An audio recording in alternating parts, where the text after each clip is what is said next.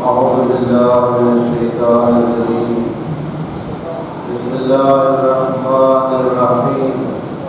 الحمد لله وكفى. الحمد لله على آلائه. الحمد لله على نعمائه. الحمد لله على ما هدانا والشكر على ما أولانا. والحمد لله بارئ الخلائق أجمعين. والحمد لله رب العالمين. والصلاة والسلام والتحية والإكرام على سيدنا وسيد الأنام شفيع ذنوبنا وطبيب قلوبنا مولانا ومولى العالمين رحمة للعالمين بالقاسم محمد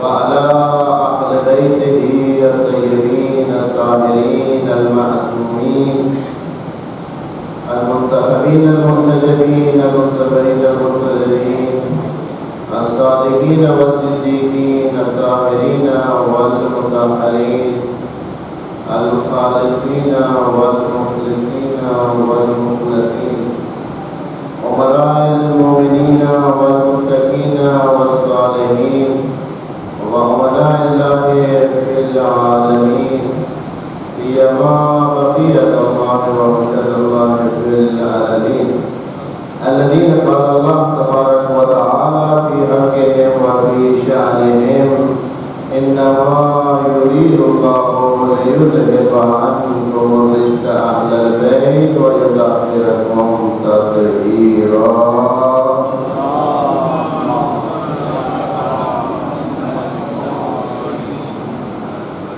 أما بعد فرب اشرح لي صدري ويسر لي أمري واحلل عقدة من لساني يفقهوا قولي وقل رب اغفر لي مدخل صدق وأخرجني مخرج صدق واجعل لي من لدنك سلطانا نصيرا. بسم الله وبالله وتوكلت على الله. قال الله تبارك وتعالى في محكم كتابه ومحكم بيانه. بسم الله الرحمن الرحيم. مثل الذين حملوا التوراة ثم لم يحملوها كمثل الحمار يحمل أسفارا بئس مثل القوم الذين كذبوا بآيات الله والله لا يهدي القوم الظالمين. صدق الله العلي العظيم. ومحمد وآل محمد صلوات.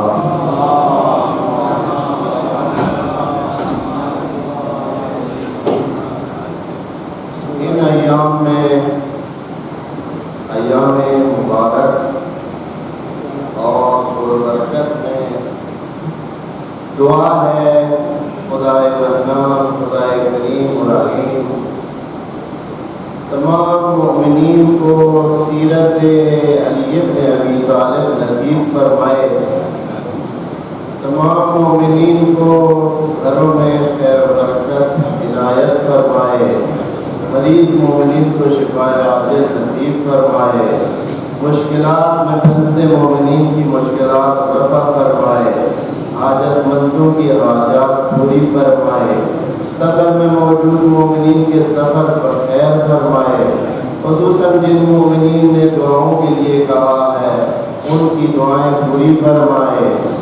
خصوصاً بعض مومنین جو کہ ہسپتالوں میں یا بیمار پڑے بستروں کا انہوں نے دعاؤں کے لیے کہا ہے.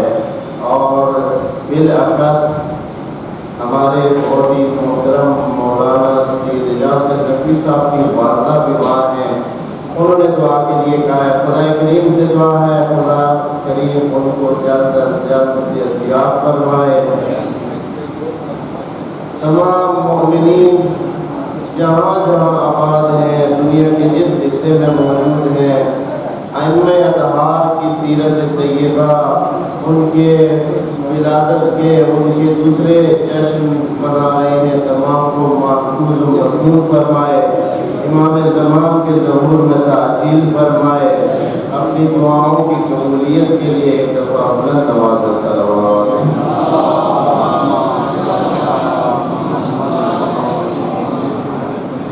حسب روایت قرآن کی ایک آیت مومنین کی خدمت میں تلاوت کی ہے۔ سورہ جمعہ میں یہ آیت موجود ہے اور تقریباً ہر جمعہ کو مومنین یہ آیت سنتے ہیں۔ پہلی رکعت میں حمد کے بعد یہ سورہ جمعہ پڑھی جاتی ہے، اس میں یہ آیت موجود ہے۔ مثل الذین حملوا التوراۃ ثم لم یحملوها۔ ان دنوں کی مناسبت سے اس آیت کو خدمت میں عرض کیا ہے۔ گزرے ہوئے کل کا دن بہت ہی مہم اسلامی عقیدتی مقامات پر اس کا بہت درجہ ہے، بڑا درجہ ہے، اہمیت ہے دین کی بقا کے لیے، دین کی تمام انسانوں تک رسائی کے لیے اس دن کی بہت ہی اہمیت ہے۔ تمام جہان میں جہاں جہاں مومنین آباد ہیں، تمام مومنین نے عید غدیر کے حوالے سے پروگرام کیے ہیں، جشن منائے ہیں، سیمینار کیے ہیں، سمجھنے اور سمجھانے کی کوشش کی ہے، غدیر کو منانے کی کوشش کی ہے، خوشیوں کا اظہار کیا ہے، دعوتیں کی ہے، روزہ رکھنے والوں نے روزے رکھے ہیں، نوافل ادا کرنے والوں نے نوافل ادا کیے ہیں، کتنی عبادتیں کی ہیں، کتنی اچھائیاں کی ہیں، کتنی برکتوں کا باعث بنے ہیں، بہت کچھ کیا ہے مومنین نے جشن منانے کے لیے، خوش ہونے کے لیے اور خوش دکھانے کے لیے۔ یہ کام بڑے اچھے انداز میں ہو گیا، کیا۔ اب دیکھنا یہ ہے کہ آیا یہ ہماری خوشی بھی بہت ساری باقی خیالی خوشیوں کی طرح ہم منا کے آگے چلے جاتے ہیں، یا اس کی وجہ سے پیدا ہونے والے حالات کو، پیدا ہونے والی ذمہ داریوں کو بھی نبھاتے ہیں۔ خدا کریم نے انسان کو قرآن میں ایک خیال باف چیز کہا ہے، دوسری آیت میں کہا ہے، اور ساتھ ہی کہا ہے کہ ان اللہ لا یحب کل مختال فخور۔ کسی خیال باف کو خدا پسند بھی نہیں کرتا ہے، لیکن کہا ہے کہ یہ ہے خیال باف، اکثر خیالی دنیا میں رہتا ہے، خوش ہو جاتا ہے اس چیز پر جو حقیقت میں خوشی کا باعث اتنا نہیں ہوتا ہے، بلکہ اس سے جو ذمہ داریاں پیدا ہوتی ہیں اگر ان کو سوچے تو رونا شروع کر دے۔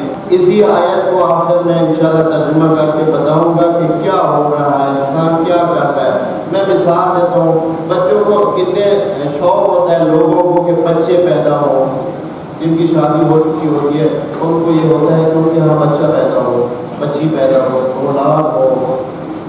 اولاد ہوتی ہے تو پھر کیا ہوتا ہے، بہت کچھ خوش بھی ہوتے ہیں، خوشیاں مناتے بھی ہیں۔ اس کے بعد بس یہی کچھ، بس خوش ہو کے کافی ہے، یہ نہیں پتا کہ اولاد ہونے کے دن سے کتنی بڑی ذمہ داری اس کے کاندھے پہ آ گئی ہے۔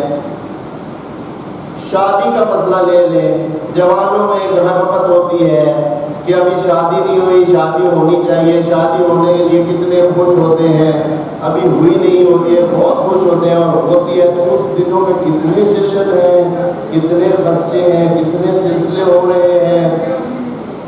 خیال باف انسان سمجھ رہا ہے کہ شادی کرنا کو بہت ایک آسان کام ہے اور اس سے انسان کی زندگی میں خوشیاں ہی خوشیاں ہوں گی، اچھائیاں ہی اچھائیاں ہوں گی۔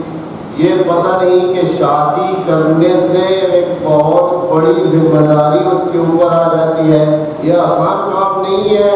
یہی کام ہوا ہے غدیر والے دن، غدیر والا دن ہم نے منایا، بڑی خوشی کی بات ہے۔ خدا نے بھی اعلان کر دیا کہ مومنین الیوم اکملت لکم دینکم واتممت علیکم نعمتی۔ اے مومنین میں نے آپ کے لیے دین مکمل کر دیا، دین آپ کے حوالے چلائیں، قیامت تک یہی دین رہے گا، اس میں تبدیلیاں نہیں آئیں گی۔ پچھلی قوموں میں تبدیلیاں آتی تھی، دین انسان کے شعور کے مطابق بڑھتا رہتا تھا، ڈیولپ ہوتا تھا، لیکن خدا کریم نے اس قوم پر احسان کیا، کہا کہ میری طرف سے آپ کا شعور مکمل ہے، اس لیے دین مکمل آپ کو دے دیا، اب آپ نے سنبھالنا ہے۔ الیوم اکملت لکم دینکم کا معنی کیا ہے کہ بھائی میں نے مکمل کر کے آپ کے حوالے کر دیا ہے۔ عید غدیر میں اس کا اعلان ہوا، عید غدیر آخری سٹیپ تھا، اب ہم نے وہ سٹیپ لے کر ہم نے مان لیا۔ جو نہیں مانتے ہیں ان کو تو چھوڑے، جنہوں نے مان لیا ہے، جنہوں نے عید غدیر کا جشن منایا ہے، اب وہ بس ٹھیک ہے جی خوشی منا کے ختم، یا یہ ہے کہ اس دن سے ہماری ذمہ داری بڑھ گئی ہے، ہمیں اب غدیری ہی رہنا ہے، ہمیں غدیری بن کے بتانا ہے۔ ہم نے صرف ولایت لے کر دوسروں کو قائل کرنے کے لیے ہم جشن نہیں مناتے، لیکن ظاہراً ایسے ہے۔ ہماری امید کیا ہوتی ہے؟ بہت سارے پروگرام ہم اس لیے کرتے ہیں کہ دوسرے مان جائیں، بہت ساری ہماری دلائل، تقریباً آپ اگر کہیں سنیں، تقریباً ہمارے دلائل ہوتے ہیں اس بات پر کہ ہم چاہتے ہیں کہ جو بات ہم مانتے ہیں سب مان لیں۔ ہمیں اس سے غرض نہیں ہے کہ ہم بھی مانتے ہیں یا نہیں، ہم بھی غدیری ہیں یا نہیں، ہم بھی وہ کچھ کر رہے ہیں یا نہیں جو چاہیے، جو ذمہ داری لے لی ہے۔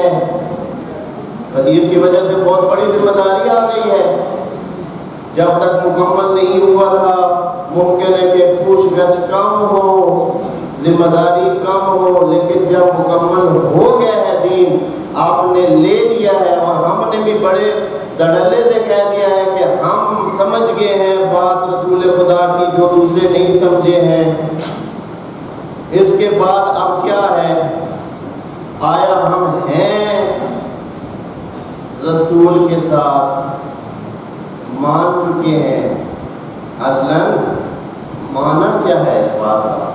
آپ دوستوں نے بہت ساروں نے میسج ریسیو بھی کیا ہوگا، شیئر بھی کیا ہوگا، پڑھا بھی ہوگا۔ الحمدللہ الذی جعلنا من المتمسکین بولایت علی ابن ابی طالب۔ حمد پڑھا ہے سب نے۔ متمسک کون ہوتا ہے؟ متمسک جو کہ ان کے ساتھ ملا ہوا ہو، وعلیکم السلام، جڑا ہوا ہو۔ خود نبی نے بھی اس دن یہ جملہ کہا تھا، وَإِن تَمَسَّكْتُمْ بِهِمَا، اگر آپ اِنِ تَارِكٌ فِيكُمُ الثَّقَلَيْنِ فَإِن تَمَسَّكْتُمْ بِهِمَا لَن تَضِلُّوا أَبَدًا۔ یہ جملہ نبی نے فرمایا تھا، تمسک کریں گے تو پھر آپ کبھی گمراہ نہیں ہوں گے۔ اس تمسک کا معنی کیا ہے؟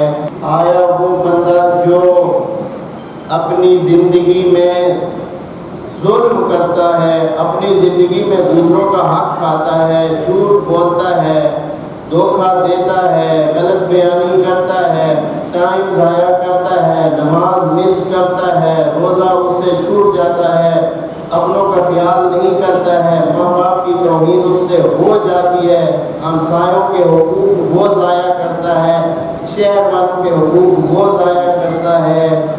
اگر ہم اپنی زندگی میں گننا شروع کر دیں، 20-30 ایسی باتیں نکل آئیں گی کہ ہم متمسکین ولایت علی ابن ابی طالب میں شمار نہیں ہو سکیں گے۔ یہ آسان کام نہیں ہے، صرف نعرے کی بات ہے بھائی۔ آیت جو میں نے آپ کی خدمت میں تلاوت کی ہے اس کا ترجمہ سنیں، اور یہ کام پہلے ہو چکا ہے۔ خدا کریم مثالیں دے کر ہمیں سمجھاتا ہے۔ کیا ہوا؟ مثل الذین، سورہ جمعہ کی آیت ہے جو آپ لوگ سنتے ہیں، مثل الذین حملوا التوراۃ،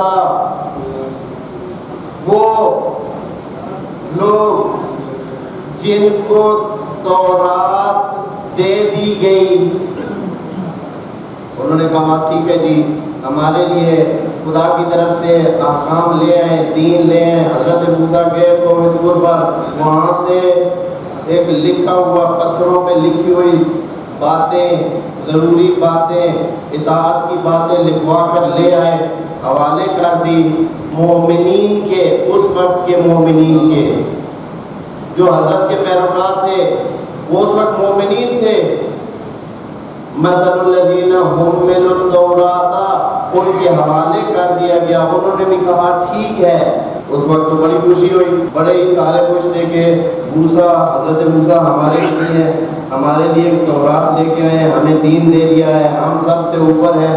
خدا کریم نے بھی ان کی بڑی تعریف کی ہے یہودیوں کی۔ آپ دیکھیں قرآن میں اتنی تعریف کی ہے، بہت بلند درجات سے نوازا ہے یہود کو، لیکن آخر میں یہ مثال ان کی دی ہے جو اتنے درجات میں فائز تھے وہ یہود۔ خدا کریم نے کہا ہے کہ ہم نے اے یہود آپ کو عالمین پر فضیلت دے دی ہے، تمام انسانوں پر، بلکہ انسانوں سے پڑھ کر شاید عالمین مراد ہو۔ لیکن اس سورہ جمعہ کی آیت میں کہا جا رہا ہے کہ ان کو ہم نے ذمہ داری دی تورات کی، حملوا التوراۃ، تورات ان کو دے دی گئی، ان کے حوالے کر دی گئی۔ پھر کیا کیا؟ ثم لم یحملوها، لیکن انہوں نے اس کو سنبھالا نہیں ہے، پھر اس پہ عمل نہیں کیا، اس کے مطابق زندگی نہیں بسر کی، اس کے مطابق نہیں چلے۔ لم یحملوها، پھر اے اللہ اب وہ جو نہیں چلے ہیں تو تیری نظر میں وہ کیسے ہیں؟ تو خدا کریم فرماتا ہے کہ ان کی مثال مثل الذین حملوا التوراۃ ثم لم یحملوها کمثل الحمار، اللہ کی نظر میں یہ گدھے کی مانند ہیں۔ کون سا گدھا؟ ہر گدھا تو اپنا سامان اٹھاتا ہے، کوئی حرج نہیں ہے، سامان مقصد پہ پہنچاتا ہے، وہ گدھا عزیز ہے، اس گدھے میں تو کوئی حرج نہیں ہے جو سامان اٹھاتا ہے اور سامان اپنے مقصد پہ پہنچاتا ہے، وہ والا گدھا تو ٹھیک ہوتا ہے۔ یہ اور قسم کا گدھا ہے، ایک ایسا گدھا یحمل اسفارا، اس گدھے پر قیمتی کتابیں لدی ہوئی ہیں اور گدھے کو پتہ ہی نہیں۔ پھر بھی ایسے آپ رات کے دیکھ لیں، گدھے میں کتابیں لاد کے اسے کیا پتا کتنی قیمتی کتابیں ہیں، سادہ کتابیں ہیں، اس نے صرف وزن کو جانچنا ہے، اس نے نہیں دیکھنا، اس کو پتہ ہی نہیں چلنا ہے، اس نے صلاحیت ہی نہیں ہے۔ تو غدیر ہمارے لیے، وعلیکم السلام، غدیر ہمارے لیے ایک ذمہ داری ہے۔ بڑے خوش ہیں، بڑے جشن منائے جا رہے ہیں، ہونا چاہیے، حق بنتا ہے، لیکن یہ جشن ذمہ داری ہونا چاہیے۔ آج سے ایک عہد ہونا چاہیے، ایک میثاق ہونا چاہیے، اس میثاق کو زندہ کرنا چاہیے۔ میثاقکم الذی واثقکم بہ، وہ میثاق جو اللہ نے انسان کے ساتھ کیا ہے اور پھر اس کی تشریح کی ہے حضرت رسول کے ذریعے، نبیوں کے ذریعے، اور آخری سٹیپ میں وہ بات سب کے سامنے رکھی کہ آج دین مکمل کر کے دے دیا گیا ہے، اور ہم نے، باقیوں نے تو قبول ہی نہیں کیا ہے نا، ان کی تو بات الگ ہے، ان کا کوئی ہے مسئلہ۔ اگر کوئی عربی سیرت پہ ان میں سے نہ چلے تو کیا ہے بھائی، وہ مان ہی نہیں رہا ہے، اس نے ان کو ولی مانا ہی نہیں ہے، انہوں نے صرف ایک عام دوست کے طور پر مانا ہے، انہوں نے امام مانا ہی نہیں ہے، انہوں نے اقوام مانا ہی نہیں ہے۔ رولا اور جھگڑا تو ان کا ہے جنہوں نے مانا ہے، جو جشن منا رہے ہیں۔ تو ہمیں کتنا سیرت عربی پر چل کے ہم نے دکھایا ہے؟ یہ سارے ہمارے پروگرام اس لیے ہیں کہ ہم چاہتے ہیں سارے مان جائیں۔ اور میں ایک مثال آپ کو پیش کرتا ہوں، حقیقتاً ہمارے بہت سارے لوگوں میں یہی صورتحال ہے۔ ایک صاحب تھے، ان کو خان صاحب بولتے تھے، دین کا بڑا ان میں جوش تھا، اسلام کا بڑا جوش، دین۔ زمانہ تھا 1900 کی پہلی دہائیوں کا، جب ہندو ہمارے ساتھ اکٹھے رہتے تھے۔ اس علاقے میں ہندوؤں کو کراٹ بولتے تھے، سارے اس ایریا میں پنجاب سرائکی میں کراٹ بولتے تھے۔ تو ایک دن ایسے ہوا کہ اس جذباتی مسلمان کے آگے ایک کراڑ اتھے لگ گیا ہے۔ اس نے کہا کہ آج تو بس اس کو میں مسلمان کر کے پکڑ لیا اس کو، کہا کہ پڑھ کلمہ۔ اس نے کہا میں نہیں پڑھتا، جیسے ہوتا ہے پہلے کیا پتہ تھا کہ کیا آگے کیا ہونے والا ہے۔ اس نے کہا میں نے نہیں پڑھنا۔ وہ مسلمان اسلام کا جذبہ موجود پر محمد وال محمد صلی اللہ علیہ وسلم،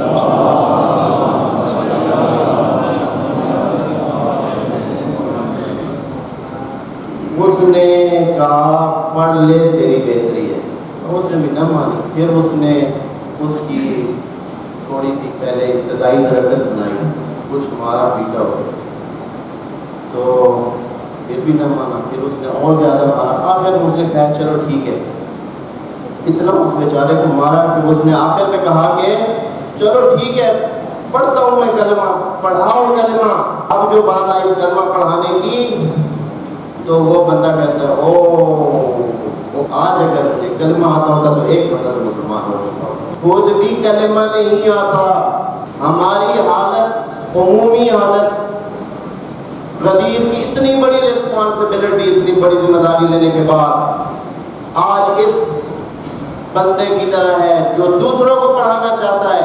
ہم سب چاہتے ہیں کہ سارا جہان شیعہ ہو جائے، سارے مومن ہو جائیں، سارے متمسکین بے ولایت امیر المومنین ہو جائیں۔ اگر ہم سے کوئی پوچھ لے کہ تیری زندگی میں سیرت علی سے کتنا نور موجود ہے، کتنی جھلک ہے تیری زندگی میں، تو اس سے تو سارے ہمسائے تنگ ہیں، تو اس سے تو سارے حساب کتاب جن کا تم نے دینا ہے تو ان کو دیتا نہیں ہے، خود دیہاتوں پہ جا رہا ہے پیسے لگا کر۔ کب سے لوگ تمہارے پیچھے بھاگ رہے ہیں قرضہ لینے والے، جھوٹ تو بول لیتا ہے، دھوکے تو دیتا ہے، اولاد کی تربیت تو نے ٹھیک نہیں کی ہے، نماز تو نہیں پڑھ سکتا، ٹائم تیرے پاس نہیں ہے، پھر تو کس وجہ سے امام علی کا تابع بنا ہوا ہے، ان کے جشن منا رہا ہے۔ اتنی بڑی ذمہ داری لے کر لوگ خوش ہیں۔ جن کو اس ذمہ داری کی سمجھ آ جائے ان کی نیندیں حرام ہو جانی چاہیے، ان کو صبح سے شام فکر ہونی چاہیے کہ ہمارا کون سا سٹیپ امیر المومنین کے راستے سے ہٹ رہا ہے، ہم خدیری نہیں دوسرے ہو رہے ہیں۔ یہ باتیں مہم ہیں، اپنے آپ کو ٹھیک کریں۔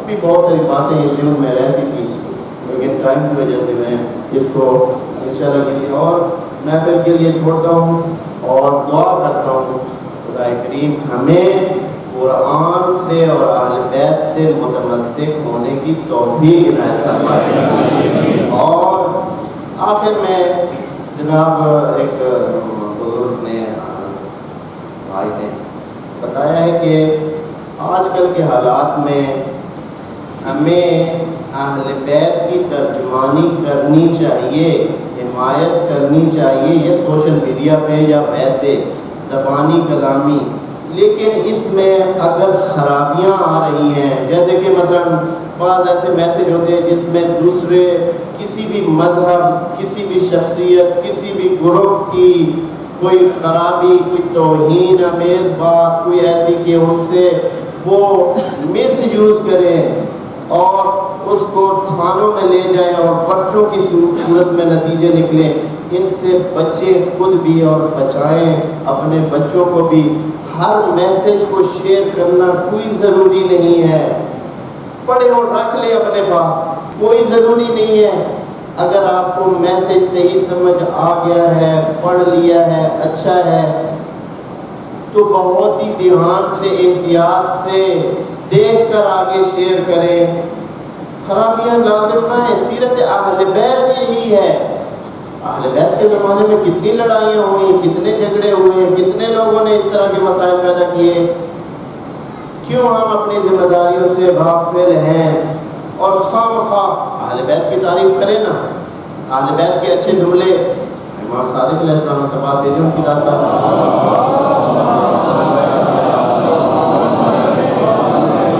کہا ہے کہ ہماری باتیں لوگوں سے شیئر کریں، ہماری باتیں شیئر کریں، لوگوں کے عیب نقص فلاں یہ وہ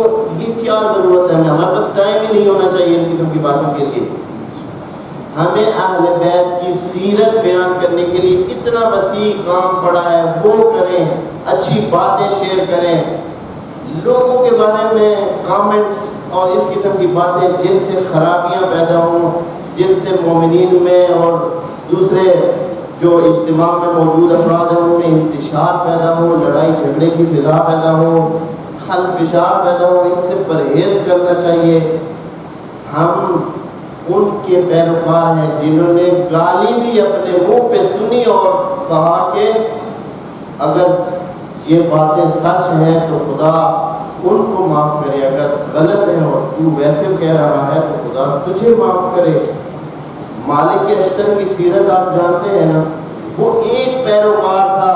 چوک میں ایک بندہ اس کا مذاق اڑا رہا تھا، اتفاقاً وہ خود بھی ادھر موجود تھا. بہت ہی بھدے انداز میں اس کا مذاق بنایا اور سب کو ہنسایا اور ڈھیر ہنسایا، اور وہ وہاں سے چل دیے. مسجد میں آ کر نماز پڑھنا شروع کر دی. بعد میں کسی نے اس بندے خدا کو کہا کہ تو جس کا مذاق اڑا رہا تھا، یہ جانتے ہو کون تھا جو ادھر سے گیا؟ کہا مالک اشتر تھا. تو وہ کانپنے لگا، لرزنے لگا. مالک اشتر کا نام تھا.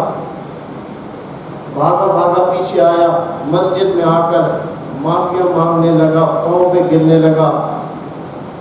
تو مالک اشتر وہ اصلی سیرت ائمہ کا پیروکار، وہ اصلی تابع علی ابن ابی طالب. اس نے کہا کہ میں دیکھا، میں نے تو نے میری توہین کی ہے، لیکن میں تو مسجد میں آیا تھا کہ دو رکعت نماز پڑھ کر تیرے لیے دعائے غفران کروں. یہ سیرت ائمہ ہے. ہمیں ضرورت ہی نہیں ہے لڑائی جھگڑے کی طرف جانے کی. ہم رحیم و کریموں کے پیروکار ہیں، اس لیے ہمیں یہ سیرت اپنانی ہے. خدا کریم سے دعا ہے کہ ہم سب کو قرآن اور اہل بیت کا اصلی متمسک قرار دے.